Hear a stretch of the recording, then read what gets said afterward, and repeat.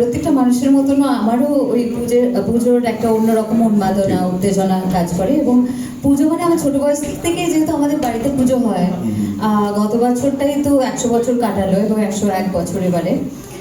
তো তাই জন্য ছোট বয়স থেকে আমার মনে হয় যখনই মল্লিক বাড়ির মধ্যে ঢুকি, আমার বয়স, আমার বাবার বয়স, সবাইকারই বয়স কিরকম একটা জায়গাতেই চলে যায়।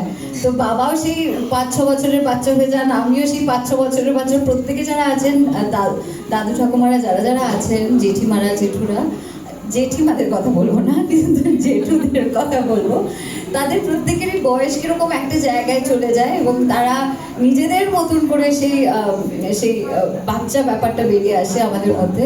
যে ছোট বয়সে মানে হচ্ছে হয়তো প্রসাদ পাওয়া গেল, তারপরে বলা হলো যা যা ওই ঘরে লুকিয়ে দিয়ে আয়। যারা কাছে এদের মধ্যে হয়তো অনেকেই আছেন আমাদের মল্লিক বাড়িতে, তারা জানবেন আমি কি বলছি।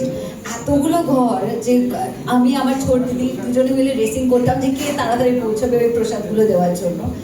আর সামনেই আমাদের নর্দার্ন পার্ক, তো তাই জন্য কখন ফুচকাওয়ালার কাছে গিয়ে সেই কম্পিটিশনটা শুরু হবে, ফুচকা খাওয়ার কম্পিটিশনটা শুরু হবে, সেটাই ভাবতাম আরতি পরে। আমরা যেহেতু নিরামিষ খাই ওই কটা দিন, এবং দশমীর দিনই শুধু মানে বিসর্জনের পরেই আমাদের আমিষ খাওয়া হয়।